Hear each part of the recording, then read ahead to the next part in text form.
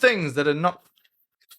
keep getting my Georgian sleeves caught on my gaming chair. They keep... Hello, welcome to the channel.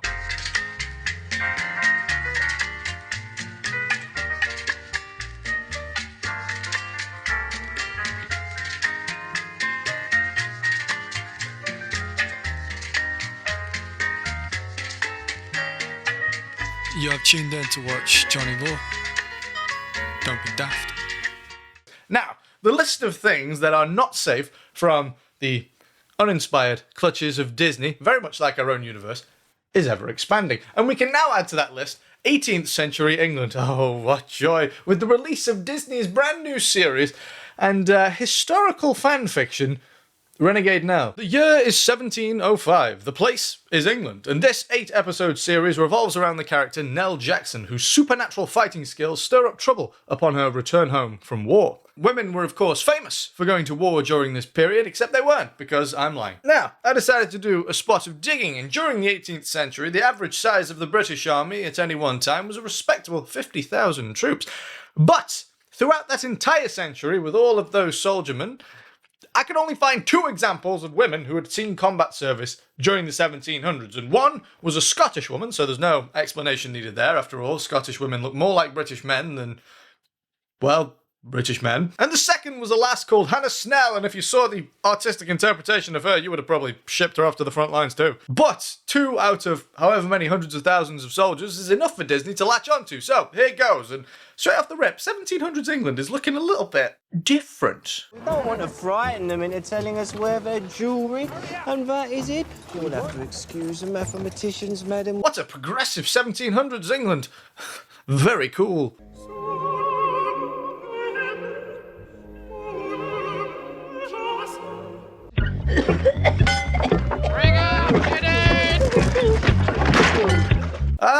Disney's representation of my culture is nothing if not deeply touching.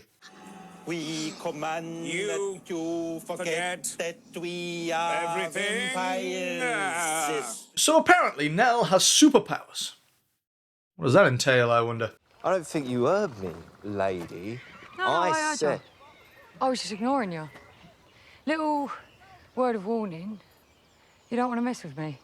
Look, I know that this is Disney fan fiction, but please, please, please tell me that her ability is not just the power to have abrasive conversations.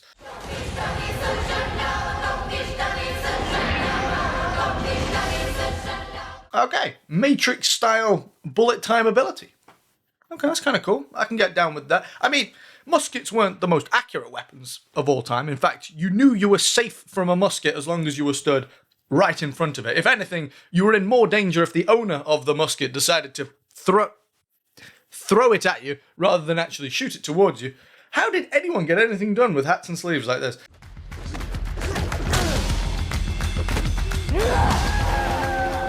Super strength and outstanding hand-to-hand combat skills. My goodness. Is there anything this woman can't do?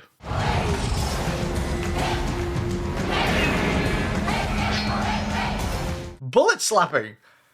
How novel. So, Nell utilizes her vast arsenal of newfound abilities to single-handedly incapacitate a detail of highwaymen. And then, let me guess, did everyone clap?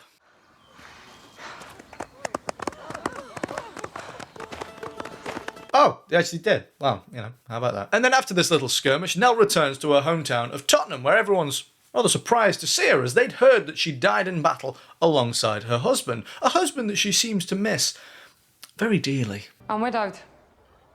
Captain Jackson, he's dead. Dear God, that's terrible. Whatever happened to him? He died. Ah, right, well, yeah, I suppose that makes sense. Don't be too sad about it, will you? So, the townfolk had heard that Nell had died in battle. There's nothing too unusual about that. But what is unusual is the fact that the residents of the town don't seem to take too kindly to being wrong about such matters. I wondered why everyone was looking at me funny. I don't understand why random men at this pub are mad that she's not dead. People have no manners these days. So why is Lord Blanchford kicking up a rumpus thing?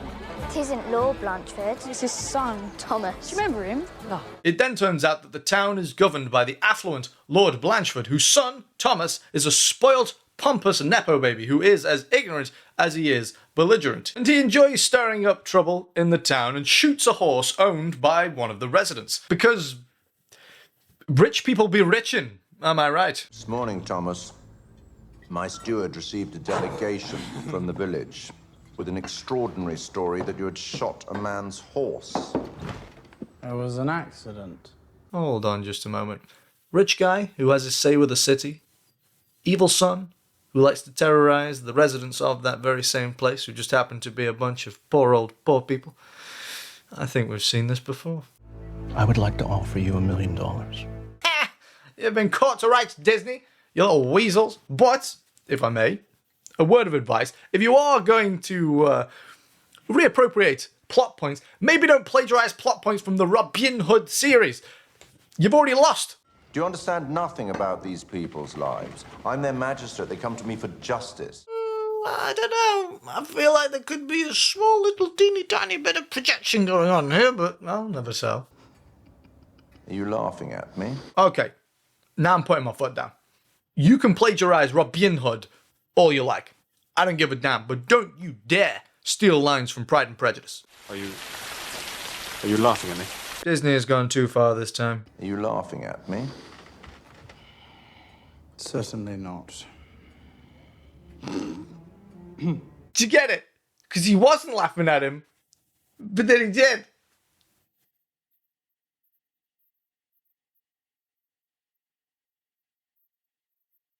Get it? And we'll be right back with the funny ha-has. But first, a word from today's sponsor.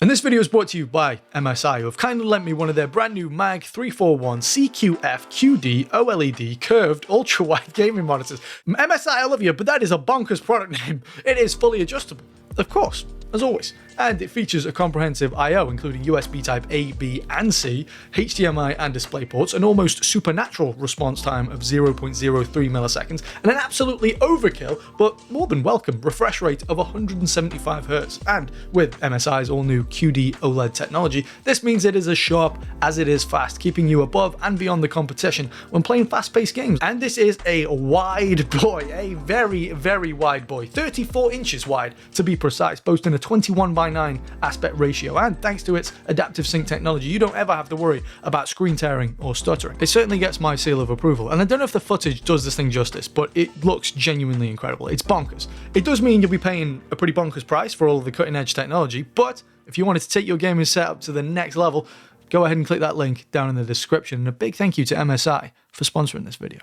So, of course, eventually, Nell finds herself in a confrontation with Rich Boy McShoot-Your-Horse, and she uses the power of empowerment and punches him in the face and really hurts him. But I've got to concede that the fight coordination is actually pretty good. Whoever planned this has been watching a lot of anime, and in this context, that's certainly not an insult. But the question is, where does Nell get her powers from? Now, if you said, well, Johnny, I think that she gets her powers from a teeny tiny little teeny tiny camp Northern English fairy called Billy Blind, who occasionally flies down her throat into her stomach, and that somehow gives her superhuman strength and reflexes, I would say, my goodness, what a specific answer. But yes, no, you're actually correct.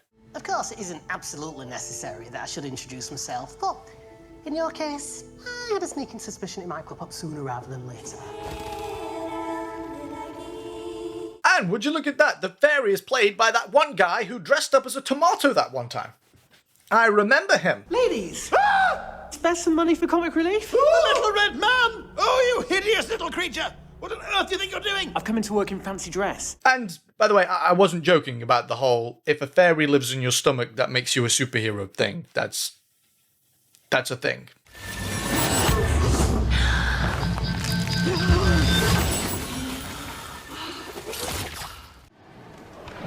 Okay. So you're going to take the Queen's shilling? How? Don't you have to be a fella? No, I've seen loads of women join the army, disguise themselves as fellas. Okay, look. I am not suggesting that there were no women that served in the British Army during the 1700s, and I would never suggest that there were no women that wanted to. But to pose that it was a super common thing for women to dress up like men in order to join the army, and this is something that they did all the time, that's just a teeny tiny little bit silly. Like, you know, it might seem like an insignificant detail, but misrepresenting British history is becoming concerningly vogue these days, and it just kind of rubs me the wrong way. If we were talking about a fictitious world, that's a different story. You can do whatever you like, but they deliberately chose a real world setting and then intentionally misrepresent it. I just don't understand. It's also the fact that a lot of other cultures don't seem to get the same treatment that a lot of Western cultures do when it comes to this sort of thing.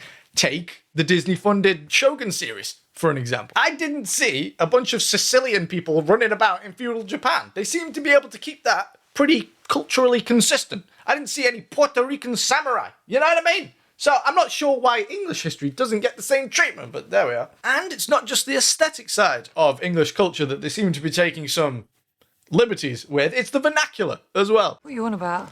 You offered me the Tennesse yesterday. You got till midday to take. What's yours? Are you dumb? Okay, first of all, are you dumb? That's the hyper-modern Southern English colloquial use of the term dumb. Not to mention the fact that the term dumb by itself, meaning stupid, wasn't used in any context until more than a century after this show was supposedly set. Again, it might seem insignificant, but etymology is important. It tells me whoever wrote this, or okayed that line, either wasn't clued up, didn't care, or both. And if indeed they didn't care, or know, why bother using the real cultural setting in the first place if you're just going to disregard it? Is it just me? And if you are one of those bottom-feeding, crayon-swallowing ringworms whose only retort to anything ever in life is, why do you care? Go and drown, will you? Okay, just because you don't care about your culture does not give you credence to go and spray paint Kumbaya on the side of one of the Great Pyramids. Do you get what I'm saying? Don't comment that. It'll make me angry and I'll cry. Shut up. Sorry about that. But going into episode 2, it would appear that the Robin Hood influences continue. I'm not happy to be in a position where I have to pilfer other people's stuff. It's ours now. No, I was redistributing some wealth. Ah, yes. The classic modern philosophy that if you steal something from someone who happens to have more than you do, it's okay. Ah! Socrates would kneel before such unwavering moral wisdom. These people have more stuff than they know what to do with. You know what? It's vulgar. And why does one man need 10 pairs of pants while another man, not 3 feet away, has to walk down the streets with his bottom cheeks hanging out of his galligaskins? Wow, how incredibly real and based. I tell you, say what you want about rappers and country music artists, but I swear they're the only people left in the entertainment industry who aren't boring communists. I know you. You do? And who are these two beauties? Now, I'm getting the word nonce. Now, I know what some of you are probably saying. You're probably saying, Jonny, this show is just supposed to be a little bit of fun. Why'd you have to take everything so seriously? Chill out. And for those people, the only thing I can say is Satanic Tai Chi.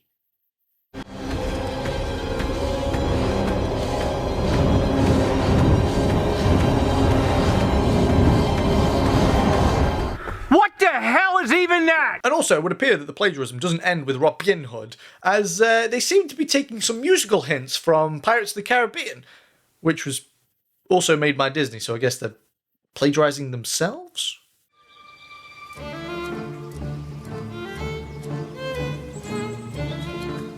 I'm also getting like bootleg Witcher vibes. Get a load of the discount Wild Hunt we got over here.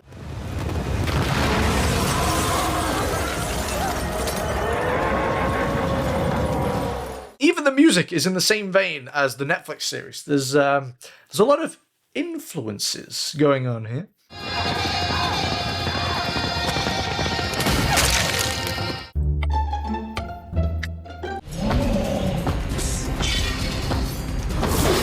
Hold on, what? Why didn't he just stab him in the back? He was in the perfect position, but instead chose to slide the knife across the floor? What? What? Why? Question.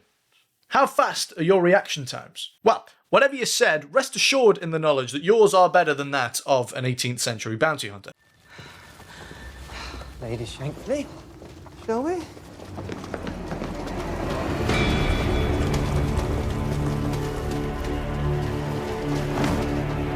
After them! Also, just a quick note for whoever it was that edited this, I think you might have left a couple of outtakes in here and there. I know what I'm doing. You don't know nothing. You're the big noodle that got us into this fit. Yeah?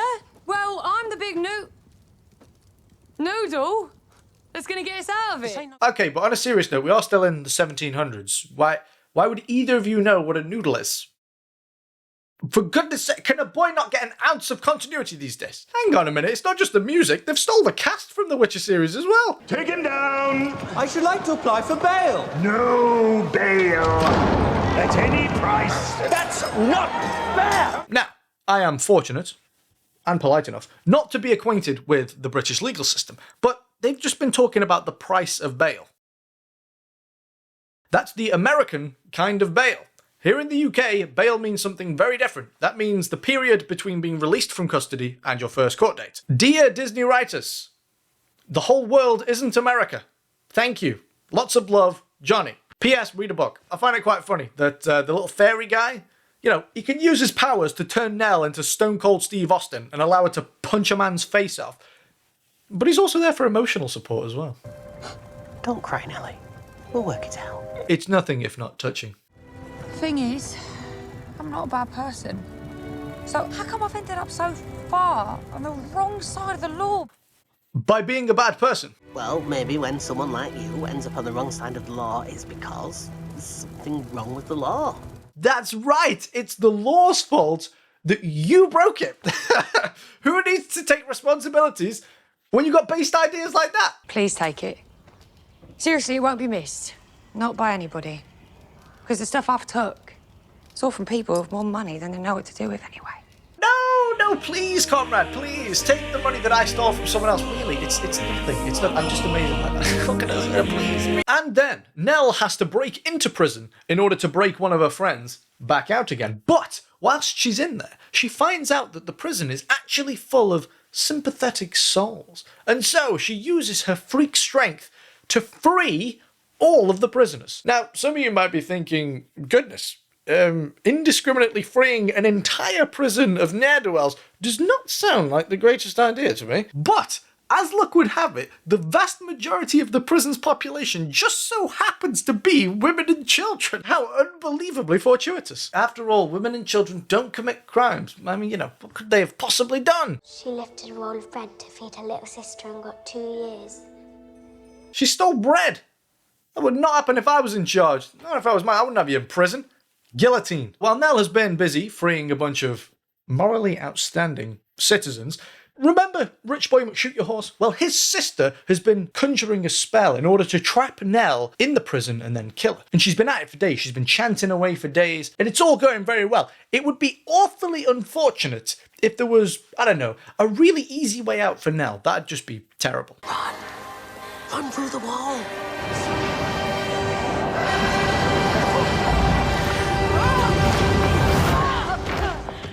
Well, isn't that jolly unfortunate?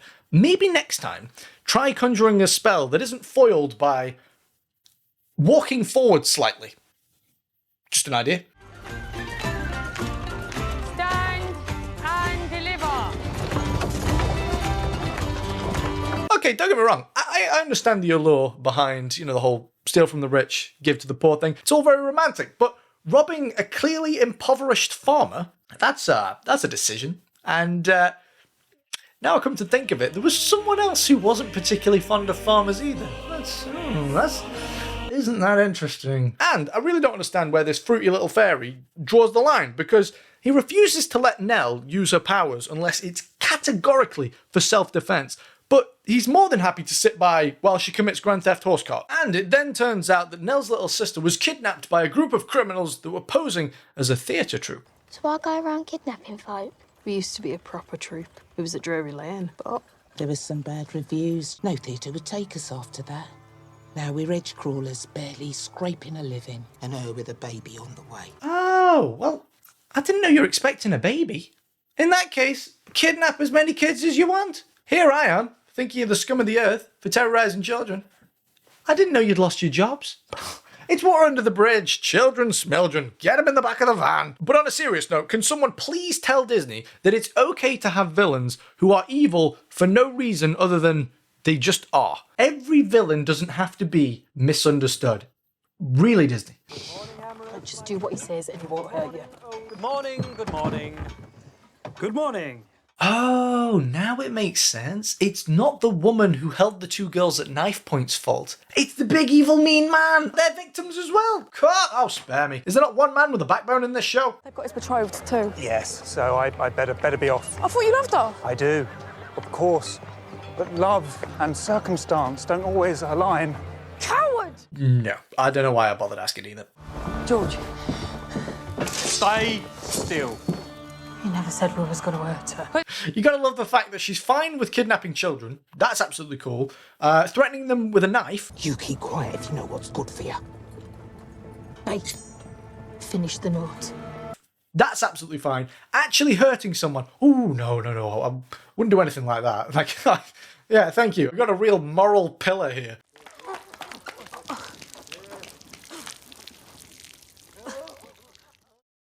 Oh.